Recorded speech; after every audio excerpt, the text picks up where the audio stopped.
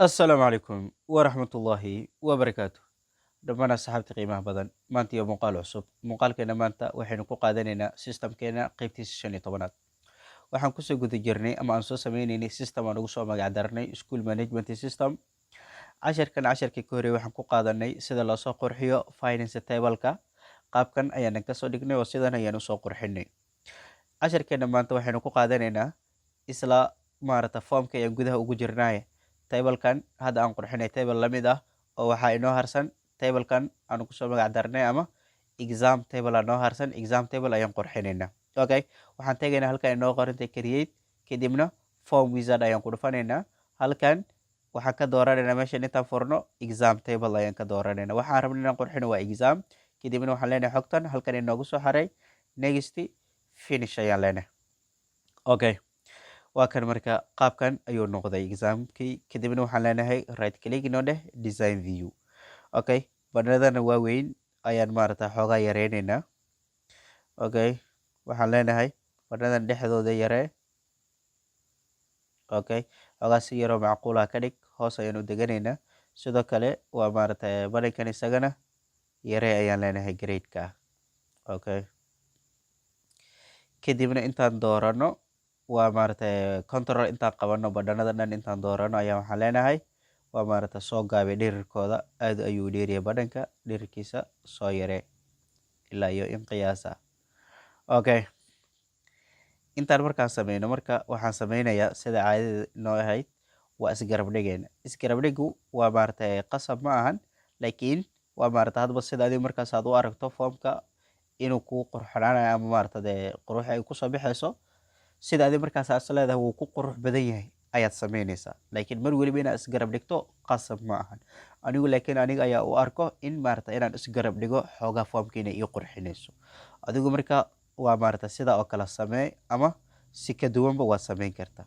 Okay, intaan ayaan soo dooranay waan soo qaadaya waxaan leeyahay marka intaan ii garab dhig.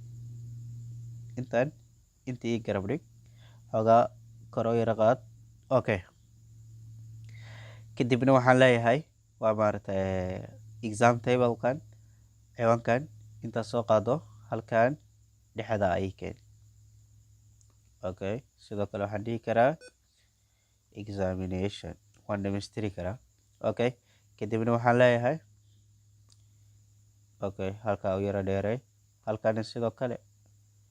Okay, kadibna qoraalkan waa cabirka qoraalka waa waan badinayaa ilaa iyo 6 ayaan ka dhigayaa. Kadibna waa waxaan dooranayaa Times New Roman fartaas ayaan systemkayga oo dhan ku dhisayaa. Okay, halkan examination table-kan. Okay, sidoo kale waa intaan kalena iyagana intaan doorto ayaan waxaan leeyahay cabirka farta waxaa iga dhigtaa 12 iga dhig. Sidoo kale fartana waxaad igu bedesha Times New Roman farta iga dhig. Kadibna black ka dhig kalarkoodana madow ka dhig oo tiiqa ah weliba. Okay, kana sidoo kale isagana black ka dhig. Kadibna aan aragno formkeena qaabka uu ekaaday. Okay, sidan ayuu u ekaaday formkeena. Kaliya waxaan u baahanay hadda inaan pop up aan u sameyno formka inaan ka dhigno mid soo booda. Okay, right click ayaan leenahay kadibna design view. Okay, halkan ayaan tagaynaa property sheet-ka halkan ayaan fureynaa. Meeshan waxaan ka dooranaynaa form ayaan ka dooranaynaa. Okay, meeshan form ayaan ka dooranaynaa kadibna format halkan ayaan imaanaynaa.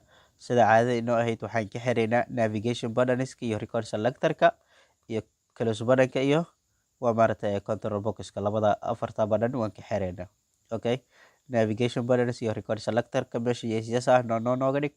Sidoo kale control box-ka isagana yes waa noo ka dhig. Sidoo kale waa close button-kana noo dheh.